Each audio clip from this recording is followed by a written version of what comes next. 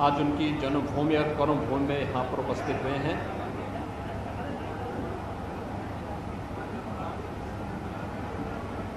जनपद अलीगढ़ के अतरौली विधानसभा क्षेत्र की एक छोटे से गांव में एक सामान्य किसान परिवार में जन्म लेकर के अपने लिए नहीं बल्कि देश के लिए और समाज के लिए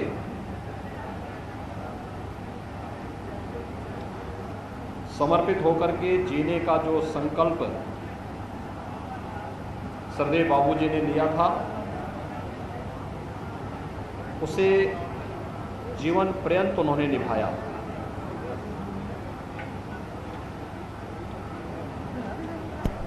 और यही कारण था कि जब भी उन्हें जो जिम्मेदारी दी गई, चाहे वह राष्ट्रीय स्वयंसेवक संघ की ओर से, भारतीय जनसंघ की ओर से, भारतीय जनता पार्टी की ओर से, उन्होंने संगठन और सरकार दोनों दायित्वों का पूरी प्रतिबद्धता के साथ, पूरी ईमानदारी के साथ और पूरे समर्पण और पूरी दृढ़ता के साथ निर्वहन किया। हजारों और सैकड़ों वर्षों के उन सपनों को साकार करने के लिए जिस भी प्रकार की निष्ठा और जिस भी प्रकार के त्याग और बलिदान की आवश्यकता पड़ी, सरदेव बाबूजी कभी उससे पीछे नहीं हटे। चाहे वह 1992 में श्री राम जन्मभूमि पर भव्य मंदिर निर्माण के लिए विवादित ढांचे को हटाने के फलस्वरूप बिना किसी हिचक के अपने पद को छोड़ने का हो, या विवादित ढांचे के हटने के बाद पूरी नैतिक जिम्मेदारी अपने ऊपर लेते हुए किसी भी शासकीय कर्मी के खिलाफ कोई भी कार्रवाई न हो, बल्कि इस पूरी जिम्मेदारी को अपने ऊपर लेने का रहा हो, या उत्तर प्रदेश के अंदर भय मुक्त, भ्रष्टाचार मुक्त एक ऐसी शासन व्यवस्था को स्थापित करने का जो गरीबों के लिए, वंचितों के लिए, दलितों के लिए, पिछड़ों के लिए, समाज के उस तबके के हितों के लिए जो वास्तव में शासन की योजनाओं का हकदार होना चाहिए था, जिसे उन योजनाओं से वंचित किया गया था, इन सब के लिए कार्य करने का सरदेव बाबूजी ने प्रदेश में स्वास्थ्य मंत्री के रूप में, मुख्यमंत्री के रूप में, प्रदेश के बाहर राजस्थान और हिमाचल प्रदेश के राज्यपाल के रूप में अपने शासकीय जिम्मेदारियों का निर्वहन भी उसी प्रतिबद्धता के साथ किया जैसे कोई अपने स्वयं के कार्य को जिस ईमानदारी और निष्ठा के साथ करता है। यह उनके साथ जुड़ा रहा और यही कारण रहा कि प्रभु श्री राम ने उनकी उस तमन्ना को भी पूरा किया, जिसके लिए उन्होंने 1992 में मुख्यमंत्री पद से इस्तीफा देकर के विवादित ढांचे को हटाने की पूरी नैतिक जिम्मेदारी अपने ऊपर ली थी। राम जन्मभूमि आंदोलन के उन बिरले योद्धाओं में सरदेव बाबूजी भी थे जिन्होंने अपनी आंखों के सामने मर्यादा पुरुषोत्तम भगवान श्री राम के भव्य मंदिर निर्माण के कार्य को अपनी आंखों से होते हुए देखा है। आदरणीय प्रधानमंत्री जी के नेतृत्व में 5 अगस्त 2020 को अयोध्या में भगवान श्री राम के भव्य मंदिर के निर्माण का कार्य प्रारंभ हो चुका है यह भव्य मंदिर देश और दुनिया के करोड़ों करोड़ आस्थावान जनमानस की आस्था के प्रतीक के रूप में उभरेगा, इसमें कोई संदेह नहीं होना चाहिए। लेकिन यह जो संघर्ष श्री राम जन्मभूमि के लिए हुआ था, उस संघर्ष के जो महान योद्धा थे, उन सब योद्धाओं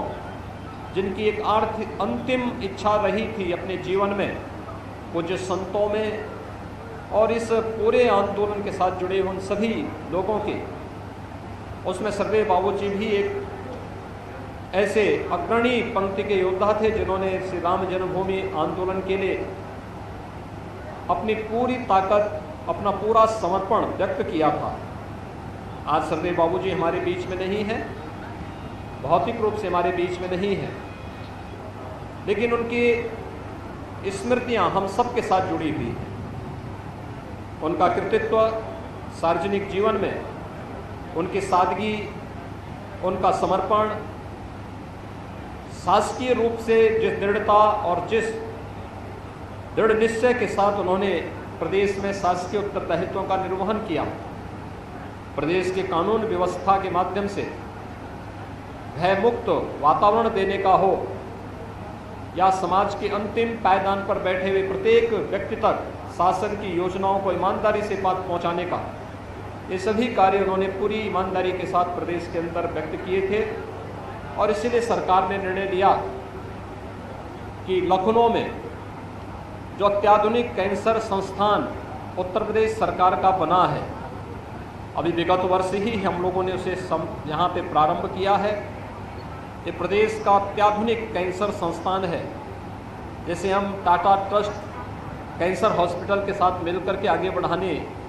की कार्रवाई को आगे बढ़ा चुके हैं, इस कैंसर संस्थान का नाम हम स्वर्गीय बाबूजी के नाम पर, स्वर्गीय कल्याण सिंह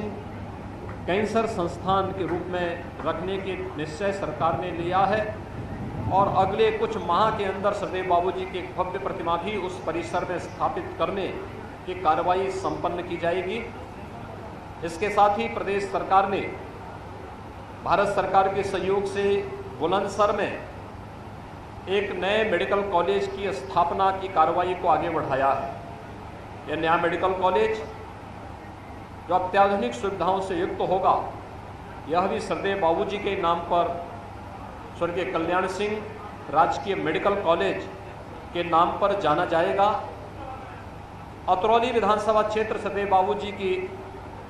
साथ 1962 से जुड़ा रहा है।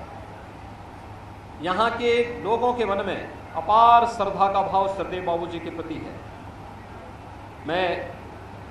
अंतिम संस्कार के दिन भी इस दृश्य को यहाँ पर देख रहा था। जब 23 अगस्त को हम लोगों को यहाँ पर अंतिम संस्कार के लिए यहाँ पर आए थे, तब भी मैंने यहाँ के लोगों की आत्मीयता को, सरदेव बाबूजी के प्रति उनके सम्मान और श्रद्धा के भाव को देखा था। और आज भी मैं देख रहा था, कई कई किलोमीटर दूर से लोग पैदल चले आ रहे हैं। क्या श्रद्धा और समर्पण का भाव है। राजनीति में, सार्वजनिक जीवन में लगभग 7 दशक तक कार्य करने और अपने आप भी 2 दशक से राजनीति से अलग होने के बावजूद इतनी श्रद्धा और समर्पण का भाव बिरला ही देखने को मिलता है। मैं यहाँ के नागरिकों के प्रति भी सम्मान का भाव व्यक्त करता हूँ, जिन्होंने बाबूजी को उनके अंतिम क्षण तक सम्मान का भाव उनके प्रति व्यक्त किया है। मैं इस विधानसभा क्षेत्र में भी बाबूजी के नाम पर तमाम संस्थाओं को उन्होंने अपने समय में यहाँ पर स्थापित किया था। उन सभी संस्थाओं को आगे बढ़ाने, संस्थाओं के नामकरण को आगे बढ़ाने की कार्रवाई शासन स्तर पर प्रारंभ होगी। आज के इस अवसर पर मैं यहाँ के सभी नागरिकों से ही अपील करूँगा कि बाबूजी की इस विरासत को लोकप्रिय सांसद श्री राजवीर सिंह राजू भैया और यहाँ के लोकप्रिय विधायक और उत्तर प्रदेश सरकार में मेरे सहयोगी मंत्री श्री संदीप सिंह जी आगे बढ़ा रहे हैं, वे उनको संबल दें, उनके साथ मिलकर के काम करें। प्रदेश सरकार और भारतीय जनता पार्टी का पूरा संगठन सदैव उनके साथ में खड़ा है। आज के इस अवसर पर मैं प्रदेश सरकार की ओर से सदैव बाबूजी के प्रति विनम्र श्रद्धांजलि अर्पित करते हुए प्रभु श्री राम से प्रार्थना करता हूँ कि वह सदैव बाबूजी को अपने श्री चरणों में स्थान दें और उन्हें सद्गति प्रदान करते हुए उनके परिवार के सदस्यों को इतनी ताकत दें, इतनी शक्ति दें, इतना संबल दें कि वे सरकार और संगठन के साथ मिलकर के सदैव बाबूजी के सपनों को साकार करने में अपना योगदान दे सकें। धन्यवाद।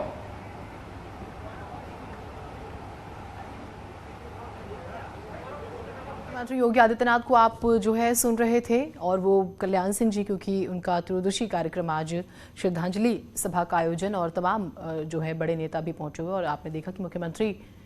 पहुंचे, उन्होंने उन्हें याद किया, उनके संघर्षों का जिक्र किया। कैंसर संस्थान में प्रतिमा लगेगी, संस्थान का उन्होंने जिक्र किया, श्रद्धांजलि जो है उन्हें दी अपने शब्दों के जरिए, उनके पूरे किरदार को वो रखते हुए यहाँ पर नजर आए। मुख्यमंत्री योगी आदित्यनाथ को आप सुन रहे थे और लगातार उनके संघर्षों को वो बखूबी बयान कर रहे थे। और जो हम लगातार आपको जानकारी भी दे रहे हैं कि देखिए, जब उन्होंने अंतिम सांसें ली और उसके बाद से लेकर अभी तक भी मुख्यमंत्री जिम्मेदारी ऐसे निभाए हुए हैं जैसे कि बेटा, और इस बात की काफ़ी चर्चा हो रही है, कहाँ कहाँ क्या क्या होना है, कैसे होना है, कहीं कोई खराबी ना रहे, कोई कमी ना रह जाए, इस बात का ख्याल उन्होंने रखा है। तो आप जो है तस्वीरें देख रहे हैं, ये